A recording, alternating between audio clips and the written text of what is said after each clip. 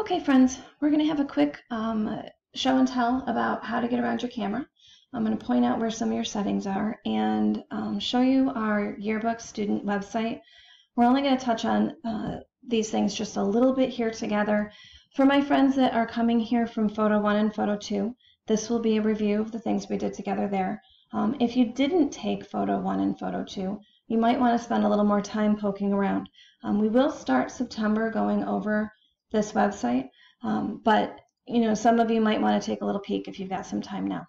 So the first thing that I want to point out, we're going to talk about cameras and how your camera is getting light into your camera and how it's interpreting that.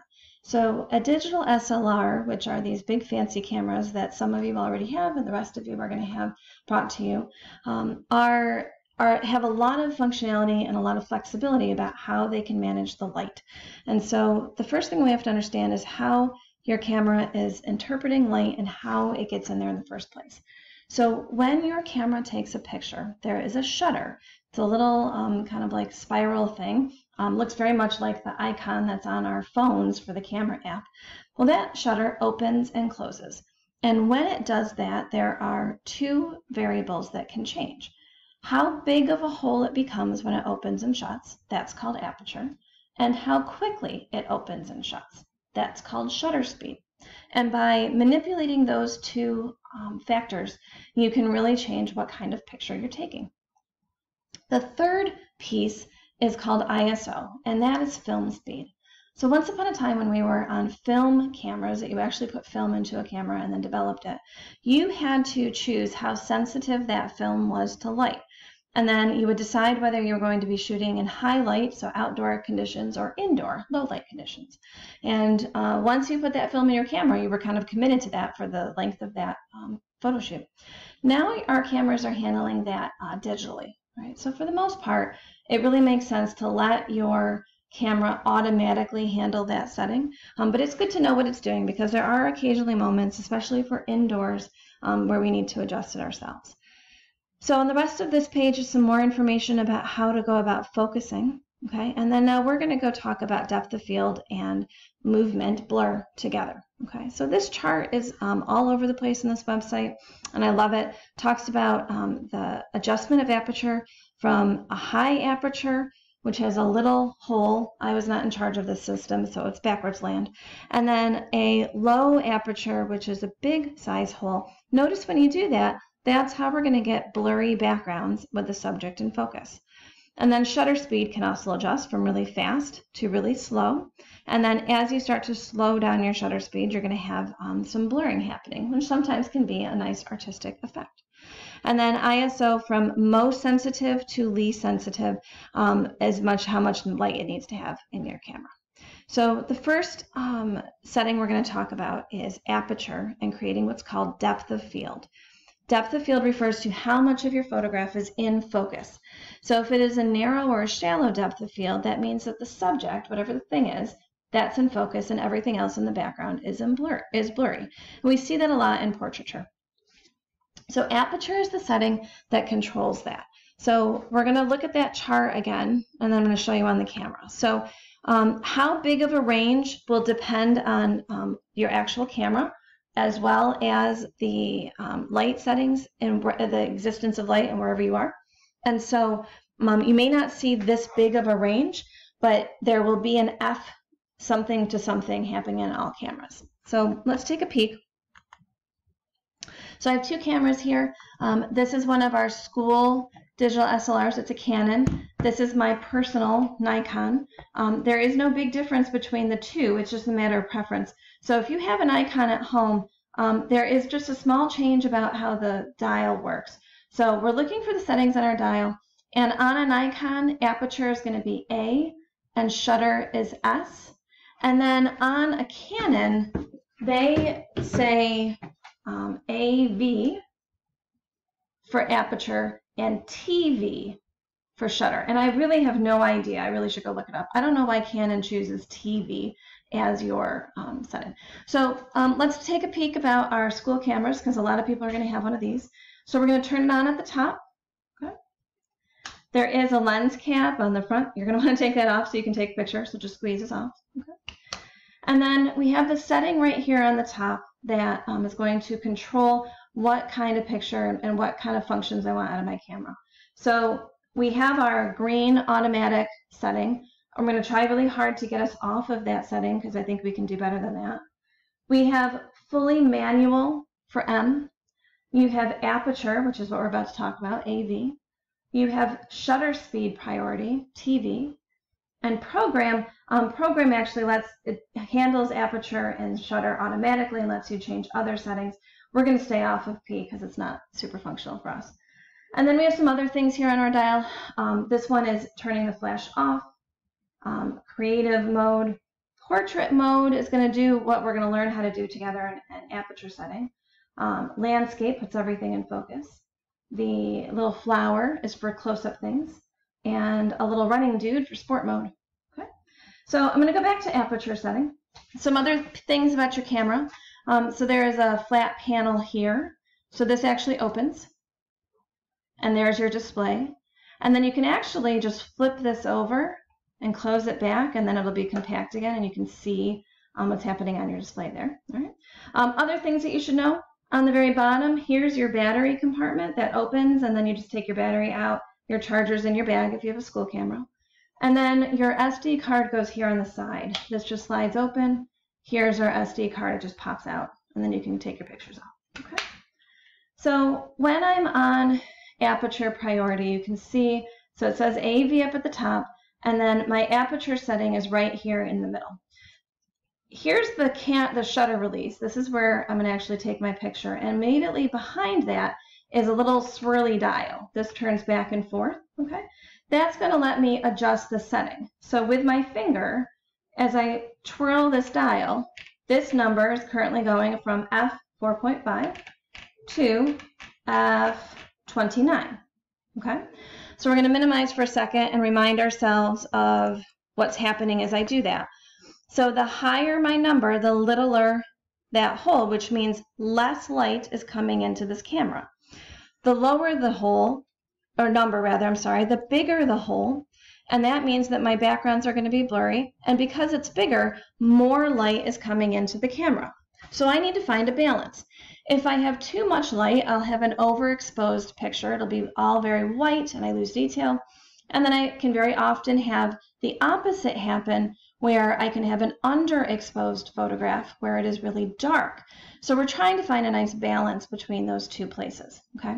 So as I make my f-stop bigger, at f29, I am letting the least amount of light into my camera as possible. On the very top right, I have my ISO as auto. On the top of your camera, there's a button that says ISO. You're going to want to leave that on auto for just about all of the time, truly. That's going to let the camera make that decision for you, and that is a good thing, okay? But if I take a picture, so I'm going to take a picture of this candle in front of the bowl, and I'm going to do it from lower down. So that was a pretty slow shutter speed at all the way at f29. I could hear it. It took half a second to do that. So I'm going to lower my f-stop. Anything that's f8 or above is going to really keep things mostly in focus. So even f13, that's not as high as it can get, but it'll still be pretty fast, and everything will still be pretty in focus. That was a much faster shutter speed. What happens when it's too long of a shutter speed is you end up getting blur because you just can't hold the camera still that well. So then now I'm going to go all the way down as low as I can, f4.5, which means I have a really big aperture. I've got a nice big open hole, and that means that my subject should be in focus and the background blurry, okay? There is one big important thing, though, we're going to talk about in a second. So I'm going to go look at those pictures. And these are going to be, I don't know, it's tricky for me to show you here on the screen. So the very first one, that's everything, so F13, okay? And then here's F29. You can see it's a little darker. This is definitely tricky to see on this video. But then as I get to F4.5, the background becomes blurry. Here's the thing that you need to keep in mind, though. So right now, the candle and the bowl behind it are physically very close to each other, okay? They are right next to each other. In order for true shallow depth of field for a subject to be in focus and the background blurry, not only do you need that lower f-stop number for a big aperture, but you also need physical space. I need there to be a distance between the object and the background. If they're right next to each other, the camera will not be able to create blur no matter what you're trying to do. Okay, so I'm going to take another picture. Now they're going to be significantly far away from each other. And I will post these separately because it's hard to see from the webcam, but there is a significant difference of focus on the same f-stop. So there's while they're close to each other and then far away, and I'm getting a much better blur now that I have that distance. Okay, so I'll show you, I'll put the examples up so you can see them after we're done. So when you are choosing your settings, if you want everything to be in focus, you want to be f8 or higher. Okay, and so you'll just depend on, you won't be able to go all the way to the very end of that scale if there's not enough light in the environment to happen. So don't feel like you have to be all the way above, f22, f32 for it to be in focus. Generally just above f8 will do it. Okay, but then if you want only the subject to be in focus, then we're going to make that number really low, get as big as we can with our aperture, and experiment with our backgrounds. So my suggestion, if this is your first time experimenting with this setting, is to just play. Take the same photograph over and over again while adjusting that aperture setting, okay, and see what happens when you do that. Don't be at all alarmed when you physically take the picture and you're looking through the viewfinder. You won't see anything changing. It won't be until you actually see the image when you're done that you're going to see that blur happening. So the next thing that we're going to talk about is shutter speed. So there are definitely artistic things that you can do about your shutter speed if you slow it down, especially with things like water. That can be really nice. In a yearbook context, often what we're really talking about is trying to capture fast shutter speeds and get stop action for athletic events. I don't know what this year will bring. I don't know what we'll have an opportunity to take pictures of, but it is good to know that you can go really, really fast with your shutter speed and be able to stop action. And you can do that in one of two ways. So we can move our setting to TV at the top. Now our swirly dial is going to adjust my shutter. So I'm going from 1/4000th of a second all the way down, and you can get to, so that is still, so hang on, 1/4 of a second, and now 1/3 of a second, 1/4, 1/5. And then it starts to become 1 1/3. 1 is, so 2 seconds, 2.5. All of those are artistic things. I'll show you a example in a second. So we're going to go really high. Here's the thing. So you can play in your shutter priority, but your camera is also going to have here that sport mode, and that is fine. If you would like to let the camera do some thinking for you, you can go ahead and stay in sport mode, and it will find those nice high, fast shutter speeds for you. Okay, so that is a good thing and a good tool that you can use on your camera. All right. If you wanted to play with your shutter speed, you can really do some artistic things. It's a lot of fun.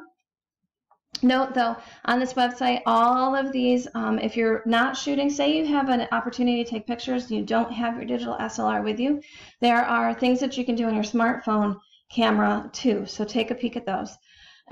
So here's some examples of blurring versus stop action with water.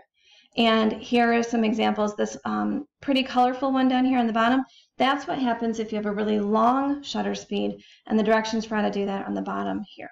Okay, so we're going to wrap up this video here. There is a ton of information on the website. Feel free to poke around. We're going to talk about a lot of this at the beginning of class, so don't feel like you need to become an expert on this, but if you've got some time on your hands and if you'd like to do some playing with your camera, it's here, and I wanted you to have the resources in your hands so that you could do that. Good luck, have fun, and reach out if you have any questions. Bye.